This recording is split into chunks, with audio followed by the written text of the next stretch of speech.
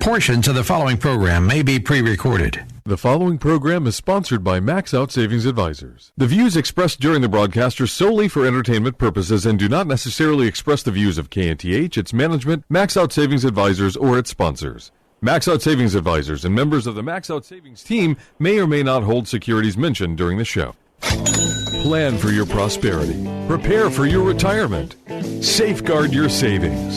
And nurture your investments. This is the Max Out Savings Show with Ted Gioka, a presentation of Max Out Savings Advisors. Now, here's your host from Max Out Savings Advisors, Ted Gioka.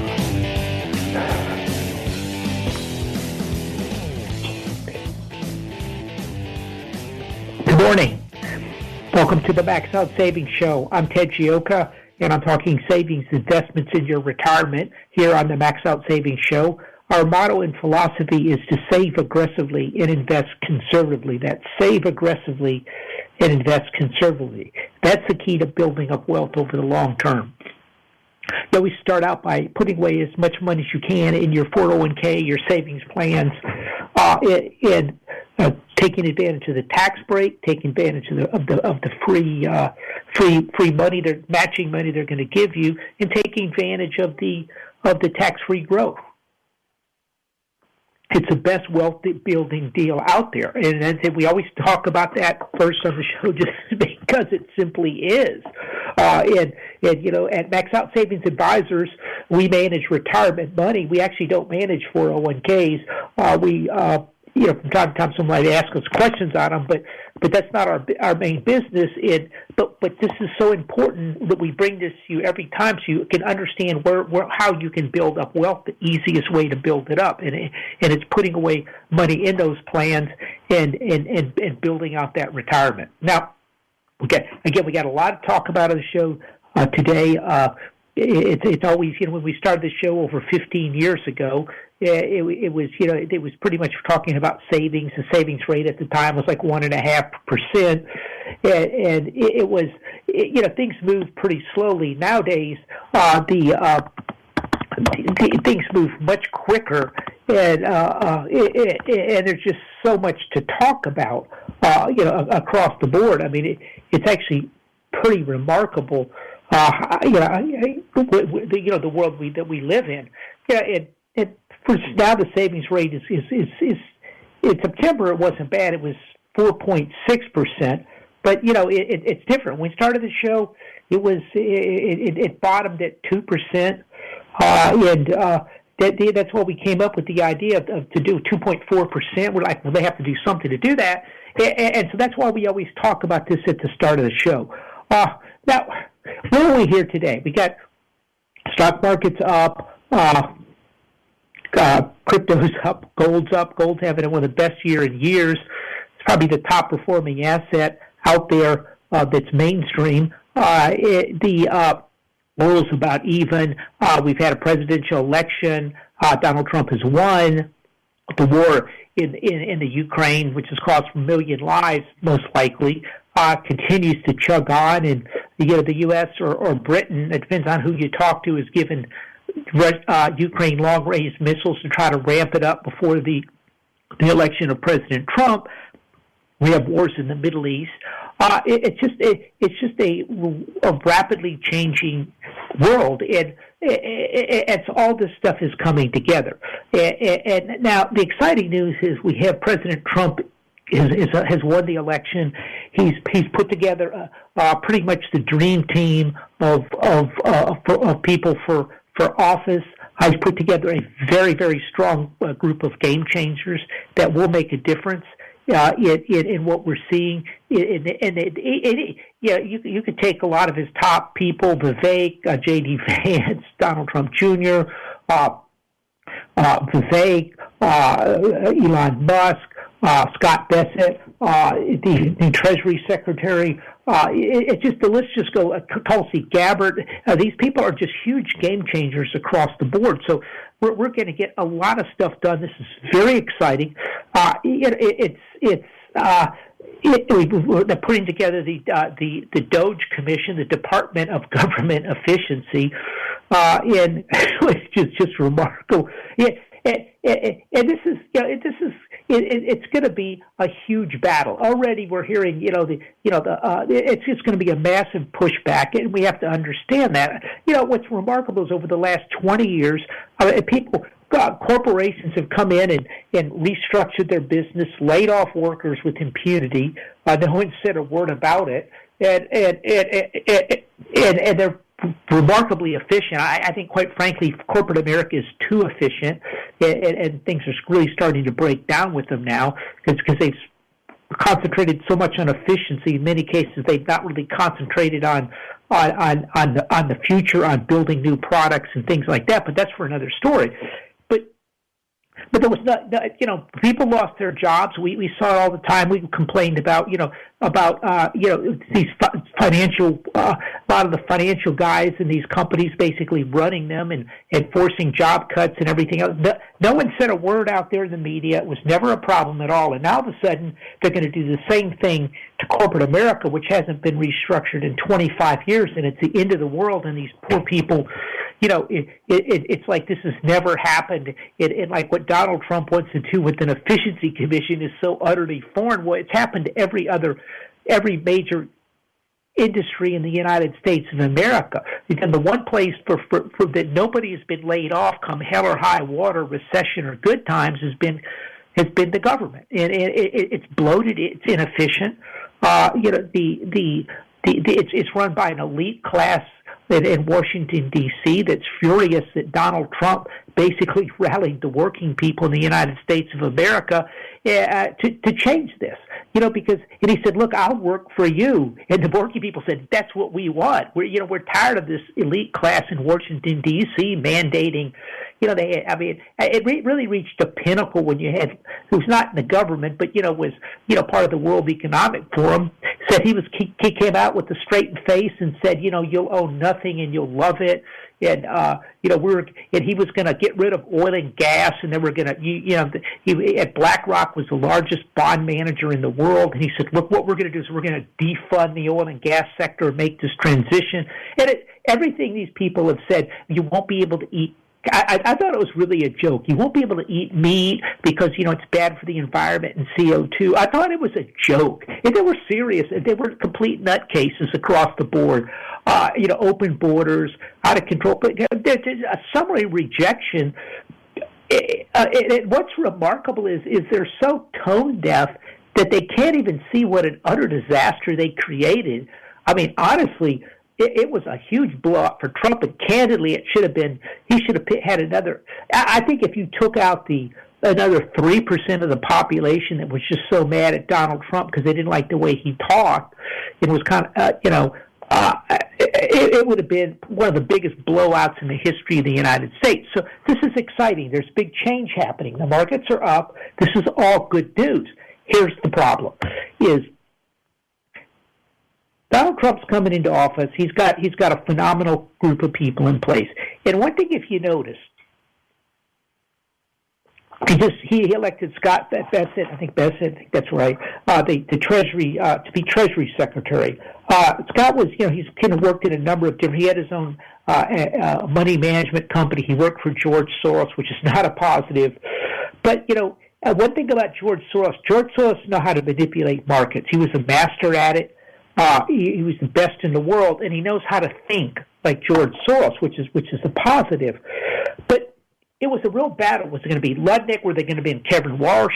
It was like who was? They were kind of back and forth in this issue. And why was that? And that's kind of a tell. This was one of the last big ones that came out. Is they're trying to determine who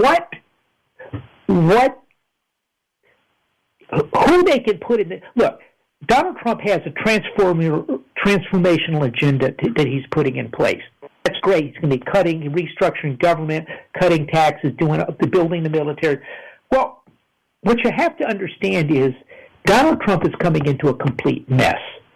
Okay, he's basically the guy taking over the company. He's getting put in charge, and he goes in, calls up the banker, and goes, "How much money do I work with?" And the banker goes, "No, wait, you owe us money. We're calling your loans." What? Wait, there is no money in the checking account, and these clowns have spent it all. What? And so he's coming into a bad situation. Make no mistake about it. Treasury Secretary Yellen, she moved forward a lot of the borrowing to very short-term borrowing, so she wouldn't push the long rates up, and so now we have a huge pile of borrowing with 1.5 years, and that's why they're trying to force down rates, but because they haven't want to put long-term rates up, and so the borrowing has been all short-term. So people are seeing this, and they're going, "Wait a minute, $36 trillion, this is ridiculous." I think we talked on the show last week. I think the spending for the month of I believe it was October, was up like $180 billion above what it was the year before, and it was one of the highest, the biggest increases for October, and that's important because September is the end of the fiscal year. So what they did is they shoved a bunch of spending that should have been in September into October because the deficit is so bad. So people are seeing this out of control spending. We're borrowing $1 trillion every 100 days approximately, and people are realizing that what's going on. In 2010, we had tax receipts of about $2.3 trillion. And that was on debt of 13.5. Here we are, basically 14 years later. We have tax receipts of just under $5 trillion, and we have $36 trillion worth of debt. And so Donald Trump is coming into a very tough situation, and so he's got to get this. The fulcrum of the whole thing is the Treasury. Can he borrow the money to keep the government funded at a reasonable rate so the interest rates don't blow out, crashing, creating a massive deficit, collapsing the dollar, or worse, or where people just won't lend to the United States government. So what this is what I believe I think they've been trying to figure out who can do the job, who can convince Wall Street, who can convince the Chinese, the Arabs, the Japanese, the South Americans, the Russians, all these people to come back to the U.S. and start buying treasuries so we can fund all this and communicate the plan to restructure the United States of America. Because if it's not communicated correctly, if these rates blow out, if there's a failed Treasury auction, it's going to be catastrophic for the United States of America. And so this has not been the most positive thing. Now, there's a big story. The knives were out with Ludnick and Bassett in Battle of Treasury. I think they understood the gravity of the post, and they were trying to figure out, who could, and they kept making it about, well, this is, do they believe in terrorists? We're trying to figure, no, that was not it. It was who can sit there and convince Wall Street and the rest of the world to buy our treasuries and communicate our plans going forward so we can fund our government. And so I want you to understand, this is something we said. I mean, the market's up big. It's exciting. There's excitement in the air. It's all great. Look, President Biden's in power till January 21st. The Biden administration is in power. They're not messing around. They're not going to give up easily. They're going to do what they can to sabotage the Trump administration. They're going to try to stop his people in Congress. They're going to get in there and they're going to find that they're in a very tough situation. So for all the hoorah, which is exciting and bullish long term, we're coming into some rough waters. There's got to be tough decisions made. What are we going to cut? How are we going to fund this deficit? The deficit's been running 6.5% of GDP or more for the last 4 years. In 2020, we shut down the country because of the pandemic, spent a record amount of money, deficit percent of GDP we had since World War II. And then the pandemic wound down, and Biden goes, wow, we can just keep spending this money. We can get every dream program we ever wanted to pass Congress now, and we'll just keep spending the same amount of money. Well, now we're stuck with $36 trillion worth of debt. And so So what we're coming into is, so how do you navigate through this thing with your retirement? Is the stock market, from what I'm hearing, the stock market's begun a brand new bull market. Yet, it's going up to double or triple. We don't think that's the case. We think there's a lot of moving parts here, and it's very complicated. We're going to explain that right after this quick break right here on the Max Out Savings Show. Hey everybody, Charlie Kirk here. Ted Gioka, the founder of Max Out Savings Advisors, always says, save aggressively and invest conservatively. He specializes in helping people grow their retirement account with as little risks as possible. Ted combines working knowledge with the intuition gained from over 25 years of experience of value investing in the stock and bond markets for retirement accounts. Like you, Ted is deeply conservative in life and in his investment approach. His risk strategy allows him to anticipate market downswings to protect your money. Ted is also the conservative host of the Max Out Savings Show. You can listen to him every Saturday morning at 10 a.m. right here on The Answer. If the idea of saving aggressively and investing conservatively appeals to you, the best way to get to know Ted is to call him. The number is 713-627-0400 or visit maxoutsavings.com. That is maxoutsavings.com. Call Ted right now, 713-627-0400, or visit maxoutsavings.com. The Max Out Savings Show with Ted Gioka is taking your calls now at 713-339-1070. Ted Gioka will return after these messages.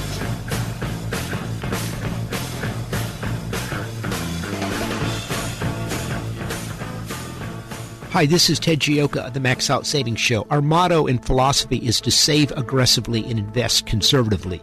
The world is changing at a faster rate than any time in the last 50 years. The investment world has changed. Have you changed? Inflation will destroy your retirement. It is a different world that requires different strategies and ideas. The era of indexing and investing is over. If you need help, listen to the Max Out Savings Show. Our show airs every Saturday at 10 a.m. and Sunday at 7 a.m. We talk about investments, the world, and where the world is going today, and help you understand it and help you save money and build up wealth. It's the Max Out Savings Show. And if you need some help, go to our website, maxoutsavings.com. That's maxoutsavings.com. On the website, you can sign up for the free Max Out Savings Report. Our report covers all types of these big issues, the changes in the world, and helps you understand and protect your retirement. So go to the website, maxoutsavings.com. Once again, here's your host for the Max Out Savings Show, Ted Gioka.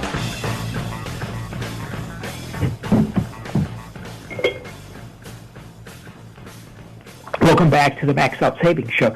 So we're just talking about, we got an exciting situation. President Trump is coming in. We got a game-changing set of cabinets that he's going to put in place. Mr. Vaught, I think his name is OMB director, is going to be a phenomenal guy because they're understanding how they pull the moving parts of government to get things going, to make big changes in place. And so, but it's not going to be an easy task. The Democrats are going to be. It's not really the Democrat. It's really this establishment class, this ruling class in Washington D.C., which is really threatened by this. It doesn't make any difference, if it's getting subsidies for corn syrup for Coca-Cola or different types of subsidies for solar power. It's all the same thing. All these people are up there. They're all at the trough of government, feeding off the government. I want to say 7 or 8 of the top. I think it's 7 or 8 of the top 2. I know it's 7 or 8 of the top 10 wealthiest counties in the United States are surrounding Washington D.C. They're not in the finance business. They're not in the movie business. Not in the oil business. They're not in the farming business. These people are a bunch of bureaucrats. There are a bunch of people that have started up companies, NGOs, and different things to profit off of the government, to sit there and profit from wars, clean up the trash in Afghanistan or something, and you can make millions of dollars. And it's as simple as that. And none of those people are working for the American people. I mean, I think in their mind, they sort of believe that they're not. They're working for themselves, and they're all getting rich up there. And meanwhile, the American people are suffering. I've counseled people. That some people, they need help, and we try to help them out. And, look, you probably need some type of government help. They can't find any government help. And then I'm sitting in an Uber up in the Woodlands, and the guy's telling me he picked up two immigrants the other day that were waving around $5,000 debit cards they just flown in from New York City, and then they said I said, well, how they get more than one? They said, well, they just changed their name up. It's just incredible. New York City's spending billions of dollars on hotels for these people, which means everyone else that goes to visit New York's got to pay a higher price for the hotel. Never mind the tax dollars. Never mind the veteran that maybe has PTSD and struggles, can't get housing because the immigrant has. The whole thing was extraordinary. It was an orgy of spending of money that unlike we've had, that's probably been seen since Roman times. After the COVID money and everything else, and that's all coming to an end. Now, look, if you're cutting government, if you're cutting out waste, if you're cutting employees, that's not positive. That's going to slow down the economy. And by the way, you remember the old days when they go, well, New York City's going to go bankrupt or Chicago's going to be. Has anyone heard anything about a city going bankrupt? No. It's not because they cut back spending and got their house in order. That's because the government's been dumping hundreds of billions of dollars into these cities under the guise of COVID relief or, COVID, step up for education to get the kids back on track. And in one thing or another, these slush funds have been poured. Those are all coming to an end. So there's going to be cuts at cities. There's going to be cuts at school districts. And so that's not real positive for the economy. And so you've got these cross currents. We've got a very good economy right now. People are spending reasonably well. The poor people are struggling, but the rich are, they're rolling in money. I mean, it's almost obscene the amount of money that these people are making nowadays. And so what we're looking at here is a situation where it's kind of like, they're cross currents. When you're out in the Gulf or something, or fishing or something, you see these cross currents. One current's going one way, one current another, and there's a big mix. That's what you're doing. You're going to deal with a very complex economy because parts of it are going to be doing well. Parts of it are going to start to slow down. If you look at all the money we've poured into electrification of everything, nobody wants an electric car. I mean, candidly, I don't think they're that bad of an idea. I mean, I need at least one gasoline car or diesel. I get diesels. I have gasoline too, but because I like the mileage and I can sit there and get 600 miles on my car, but on a tank of diesel. But I can't do that in a thing. But electric car, if I'm driving back and forth to the office, if I can get in a self-driving Tesla, and be meeting, answering emails or talking on the phone. Well, I do that anyway. But as I'm driving back and forth into work, that's pretty valuable. That's a real service. And so what you're going to see here is you're seeing some things that work, some things that aren't, and you're seeing these shifts. Some of these big trends we're going to try to cover here. One of the big trends, as we said, look, they're going to downsize government. They're going to start laying people off in government. And that's most government employees still work remotely. They don't even come in. So it's going to be the first thing they're going to do. You're going to see the same thing in school districts, the same thing in towns. One of the other trends is I think the electrification in the renewable energies is going to move forward more slowly. I think technology, for the first time in a long time, is going to move. We're going to build technology for the people. This is something we haven't done over the last 20 years. I mean, candidly, there's not a big difference between the cell phone before, I'll say 10 years ago and what it is now. There's a bunch more apps which are nothing more than trouble, in my opinion. But what they've done in the last 10 or 15 years, they've been real good at collecting all my data, collecting all my information, and listening in to every time I talk, even when I'm not on the phone, so they can send me the information. So Apple, Google, Facebook, Meta, all these people, Facebook, Meta, all could come in and monetize my data. We've been real good about setting up corporations, letting them do big data, now do AI for the company to be more efficient, to fire more workers, to mine data, all this other stuff. But I think we're shifting. Now you're starting to see, I think you're going to see more things come out in the future. They're going to be more positive for humanity. This was really decade was really the decade of the World Economic Forum of globalism, where they were going to track everybody. They were going to monitor what everybody was doing. They were going to cut back on CO2. Hopefully they were going to get rid of a bunch of human beings that were killing off the planet. And now it's Elon Musk time. Now he's got his robots that are going to help you out. He's got his self-driving cars. You're going to see phones that are privacy phones, so when you talk, everyone in the world doesn't know who you're talking to, what you're saying, and what you're thinking of buying. Those are all positive things. They're going to make they're going to make things for your house, for other things. In the past, even these different devices for your house were really doing nothing more so Google could monitor what you're doing and monetize it and figure out how they can make money off of you. That's changing. A self-driving car that drives me around and I don't have to deal with it, that's a good deal. Right? A lot of technology nowadays, so, go to McDonald's.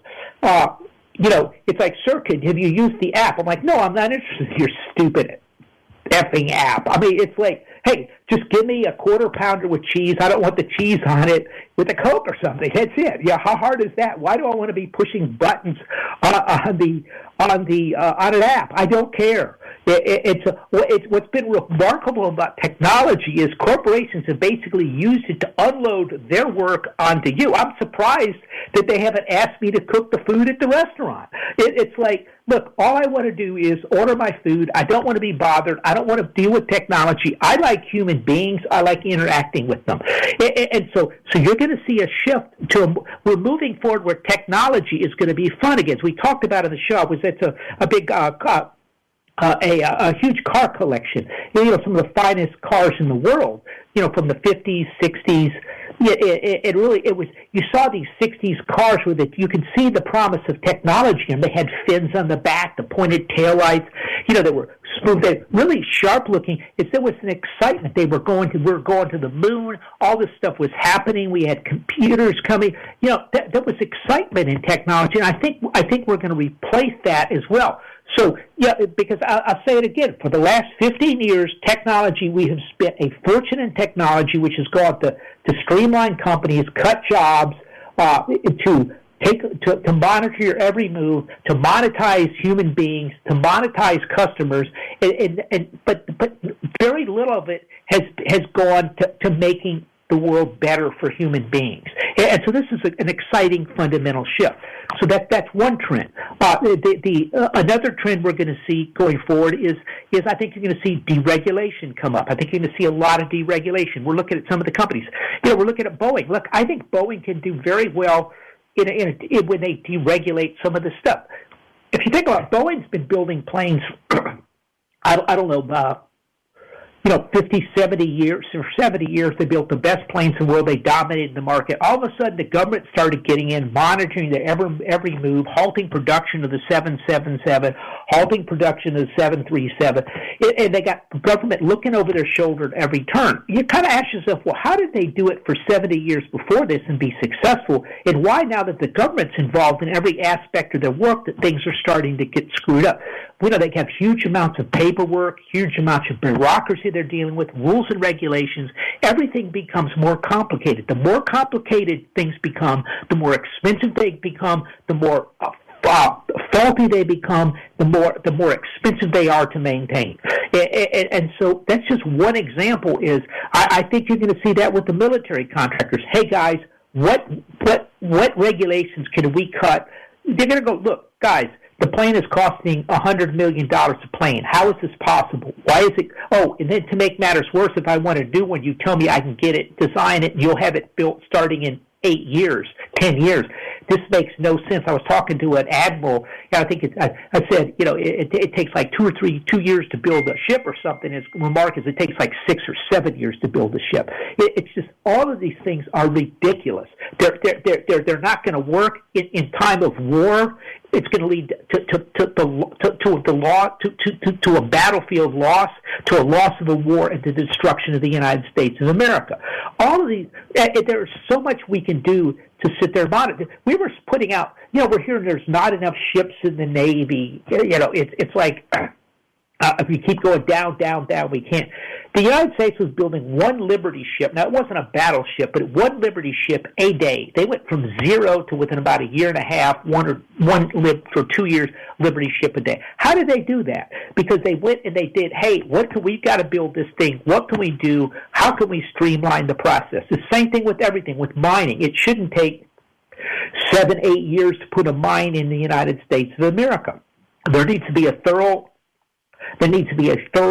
environmental impact study. To check things out. There needs to be other studies to see if it's feasible. But we don't need 40 years of court battles from different organizations to delay the project, which runs up the cost of the project, delays the building, slows down the U.S. economy. It's this way all over the place. And so if we can get in there and make serious changes to what we do. I mean, you put a 12-month window on appeals for the environment. That's it. That's all you get, and then boom. But it's one thing after another like this. Yeah, as Elon Musk has said, he says it takes them. They can build a rocket ship quicker than they can get approval to launch the rocket ship. But it's like this in every industry in the United States. And I tell you, who does this help? This helps big government. Big companies. This is why so many of our companies, so much of our industry is just concentrated in these super mega companies because they can afford to do it. They can afford to wait things out. And this is why China has these smaller companies that build out these products and gets to the market quicker. They don't have all the regulation over there. And so this is what we're going to have to do in the United States. So there's a lot of exciting things. So technology working for people, deregulation. But it's going to be this battle to get this thing done. These people aren't going to give up. They've been in power for years. This is worth millions of dollars to these people. They don't believe they should lose their jobs. They don't believe they should lose their businesses. They don't believe they should lose $1 of their income. They think it's their God-given right, and they think you should pay for it. And that's going to be a tough situation. So the fact that it took so long to get a Treasury Secretary tells us how closely the Trump administration is really studying what do they have to do to get there because they have to get the financing. Interest rates are going up. As we talk about in this show, the Federal Reserve started. At the start of the year, the market's been going up most of the year because, hey, it's exciting. We got the first big interest rate cuts in years. We're looking for this is now the big down cycle in interest rates. Interest rates are going to be falling. It's really fantastic. Well, if I'm looking at interest rates year to date on the 10-year are up. They're up at the start of the year at, if you look at the end of the month year before, it was at 3.85, and now they're at 4.4%. So interest rates have gone up. The Federal Reserve cut short-term rates 75 basis points, but since the Fed cut interest rates 75 basis points, the 10-year went from 3.6% to 4.4%. So nobody's being fooled by the Federal Reserve. And if the Federal Reserve doesn't have a free lunch to sell as much as to just cut rates, because people are like, whoa, that's fine. You can cut the short-term rates, but you can't control long-term rates. I'm not playing your game. If you guys are going to flood the system with money again, I don't want to own long-term government bonds. So these are the type of things that we're seeing out there. And so in this world, you want to diversify your assets, which is what we do at Max Out Savings Advisors. You want to own some stocks, you want to own some short-term bonds, you want to own precious metals, you want to own different asset classes. As we said, we like the medical devices because the device companies, you have a medical device, and if it costs $5,000, that's the price, but you only pay for it once. It's not like a drug company, like Wachovia, you're going to spend $1,000 a month the rest of your life. That's where the problem is in the drugs themselves. Whereas the device actually typically solves a problem, be it a pacemaker or something like a joint or something. It solves the problem, and so this is just one area. If you look at other areas, is the electrification of cars going away? No, but this is going to give you some opportunities in the year in where people are just dumping a lot of these different types of stocks. So we'll be watching that. But actually, I'm coming up here on a break. We'll be right back. If you've got any questions or comments, you can give us a call at 713-339-1070. We'll be right back. The Max Out Savings Show with Ted Gioka will return shortly. To speak with Ted Gioka now, call 713-339-1070. Back in a moment with the Max Out Savings Show.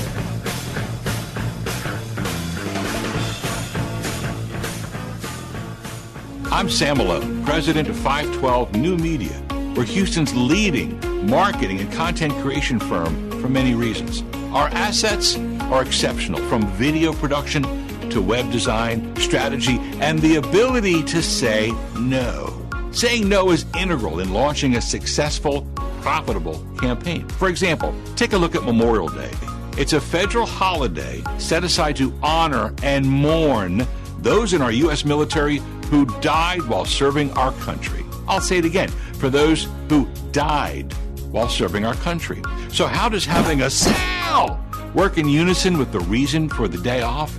Look, we know people will be at the beach and barbecuing and having parties. We would probably say no to launching a Memorial Day sale. So is there another way to commemorate the day while marketing your brand?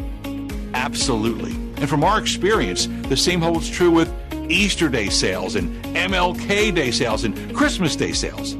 That's why we're different. No cookie cutter, follow the crowd, template marketing. Let's talk. We're 512 New Media. 512 New Media. With better marketing comes better value, creating better results. Hey everybody, Charlie Kirk here. Ted Gioka, the founder of Max Out Savings Advisors, always says, save aggressively and invest conservatively.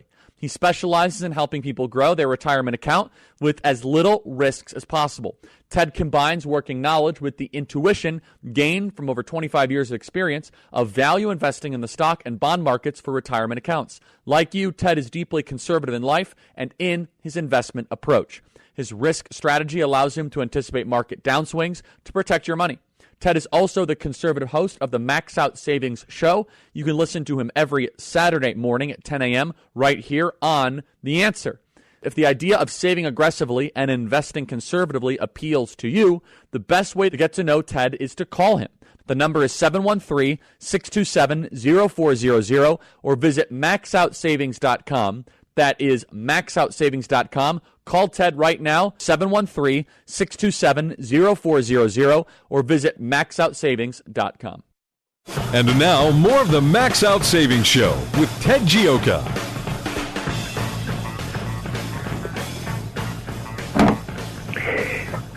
Welcome back to the Max Out Savings Show. I came across an interesting statistic. Someone did a survey, and they asked different age groups what salary is needed to be successful in the United States of America, and which I think is really interesting. So, what if you could make what would you say would be a person that's successful? What comments?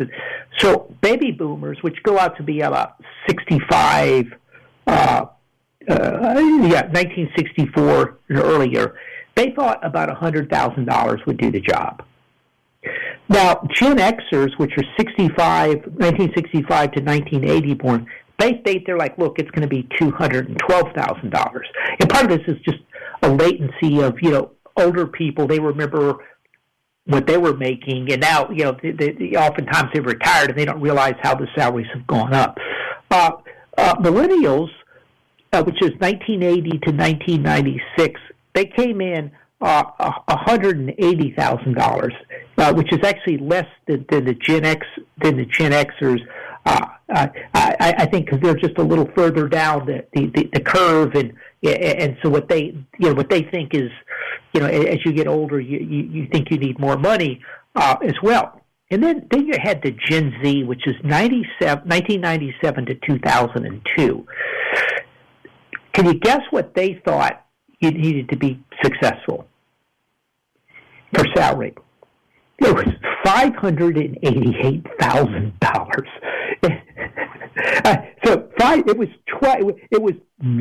It was almost 3 times what the other people thought. What they're thinking is these people have been so conditioned by social media, seeing these influencers, NFL stars, and musicians and Hollywood people making millions, that they have just an utterly warped sense of how much it is to be successful or not, which is very sad in a way, because success is what makes you happy, and too many of these people are really following something that is really false and not true. A lot of these people, they'll make a big, $1 million one year and, virtually nothing the next. And so they don't understand, but social media is warping young people's ideas in general. And this is just a good example of to be successful, you need a $88,000 salary, for Gen Zs. That's actually a remarkable study, but this is something that they're going to have to deal with, and it just shows you the insidious effects of TikTok and social media in general. I think older people have the ability to kind of, look at people, like the influencer making a bunch of money and figured, hey, it's not going to last, or these, we've seen these people come and go type of thing.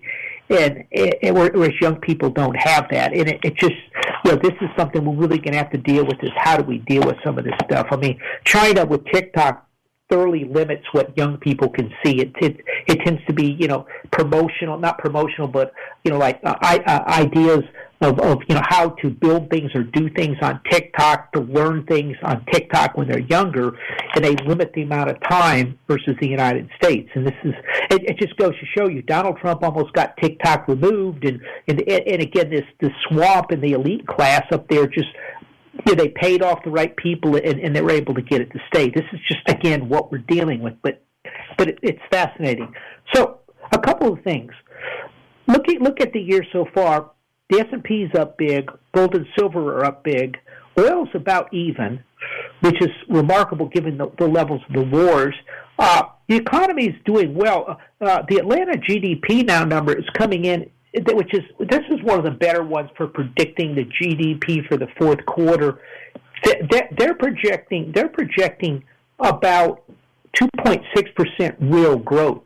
The consensus is out there is really under 2% right now, and so we've got reasonably good growth. There's a lot of excitement. If you look at new home sales, have started to take off. Mortgage applications after the Trump victory, so there's a lot of excitement, But again, I think it's going to be see how things play out. Now, the interesting thing is, as we said, interest rates, since the Fed has cut rates right before the election, 50 basis points. It looked pretty clearly it was basically a political move, and you can see it for two reasons. You can see that rates went from 3.6% to 4.4 on the long end, which should not. And by the way, that's the biggest move in about 50 years where they have good numbers to, looking at rate cuts and stuff to see that's the biggest increase in rates on the first cuts they've seen. So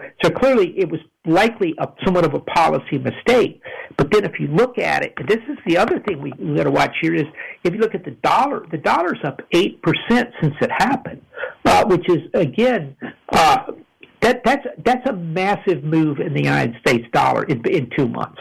It's 7.5% right now, and it was 8 earlier in the week. And this is another thing. Keep in mind, S&P 500 companies get about 40% of their profits from overseas. Well, if the dollar just went up 8% or 7.5%, that means they get 7.5%. Now, they can say they're hedged, but eventually it catches up to them. And so this is something we want to watch. Again, the fact that the Fed cut rate 75 basis points on the short end, interest rates shot up to 4.4%, and the dollar went up, again, is screaming a policy mistake. It's like, these rates are too high on the long end, and it's forcing changes. So this is, and the other interesting thing is if you look at the gold, we, as our clients, we own quite a bit of that in that sector, which has done very well.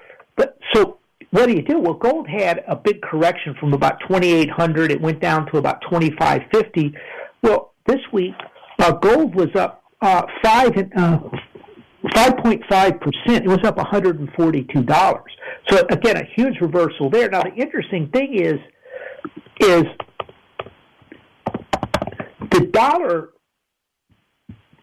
went up as well. It was up about at 1% as well. Now, with the dollar going up, with the gold, when the dollar goes up 1%, gold should not be going up. And again, this is the same thing. Interest rates went up as well. If you didn't say, Ted, look, here's the situation. The dollar is going to go up a little under 1%. The dollar is going to go up a little under 1%, and the 10-year is going to go up a little under. Is going to jump up about 1%. Interest rates are going to go up about another 1% there as well for the week. What should gold do? I would say, well, gold's going to sell off because a higher interest rate and higher dollar theoretically hurt gold. But gold went up more. And so, again, this is telegraphing that there's something out there. There's something is going on that is somewhat destabilizing. Are people concerned about inflation? Well, higher interest rates and moving in the 10-year from 3.6 to 4.4 is saying it. The Fed's cutting rates. Say, hey, the inflation rate is over. This is fantastic. Boom, they cut rates. And the long rate goes up. People are saying, look, I think inflation's going up, and you guys are going to make it worse. The dollar goes up as well because they're like, hey, this is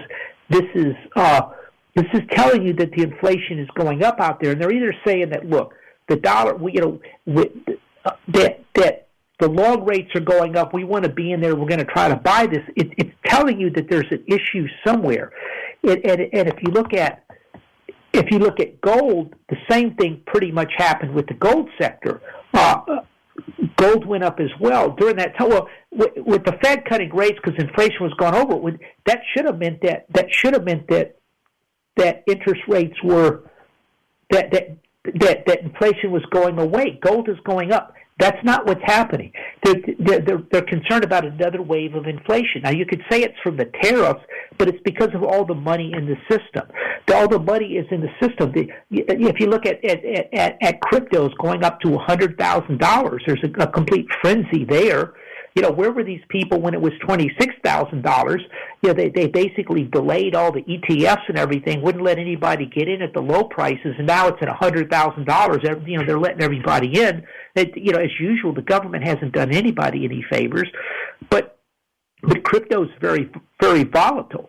And so something is going on. Crypto's going up, gold's going up, interest rates are going up. This is not the sign of stability in the market. The dollar's running up in here. During times of crisis or concern, people tend to flock to the dollars because there's demand for dollars. They want to have more dollars just in case. They feel the dollar's a safer place than Europe. So again, something is telling you there's some type of issue out there. The gold is telling you this. It's saying the inflation's not over. The rising interest rates, they're saying inflation is not over. And so this is a sign of instability. And in this world, I think it's important to sit there and you don't want to be fully invested in this market. I mean, we actually had some hedges on. We pulled them off. It really didn't work. But we're just increasing our cash levels because you can't be fully invested in this market. You can't be all in this type of environment because it's an unstable market. If you look at stocks, the stocks are, some of them report good earnings. One day they explode higher. The next day they fall up. They go, oh, wow, this is great. The next day they sell back off again. You're like, well, what just happened there?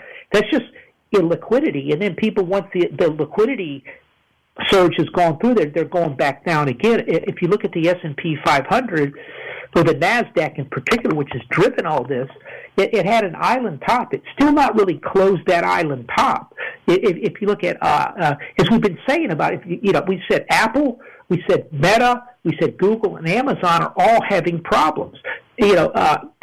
Google, the government's asking them to sit there and spin off their Chrome division. Now, it's the Democrats in there, but honestly, if you're Donald Trump, how much trouble are you going to go to sit there and bail out Google, who's been basically sandbagging your results on everything from contribute to Donald Trump to is the Donald Trump a good guy?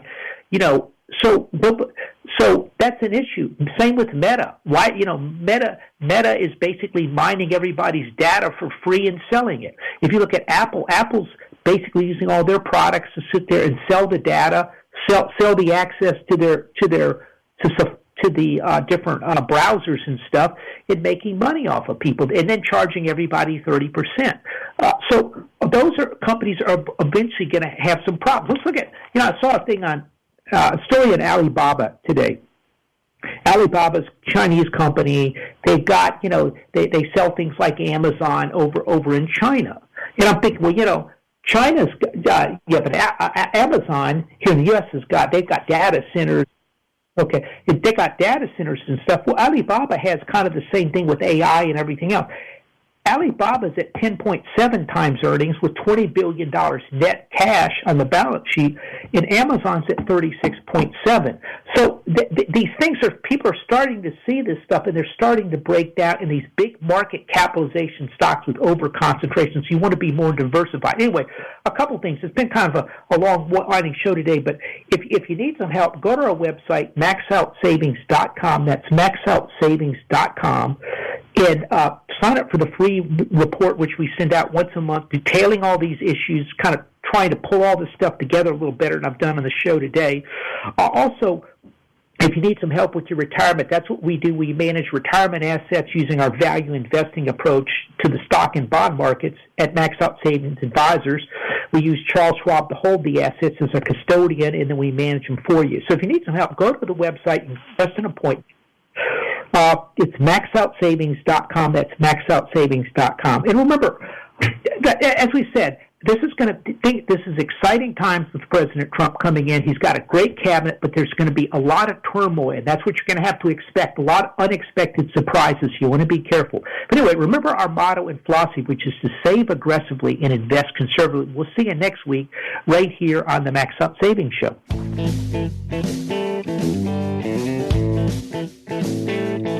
This has been the Max Out Savings Show with Ted Gioka, a presentation of Max Out Savings Advisors. Join us next Saturday at 10 a.m. for the Max Out Savings Show with Ted Gioka on AM 1070. The Answer.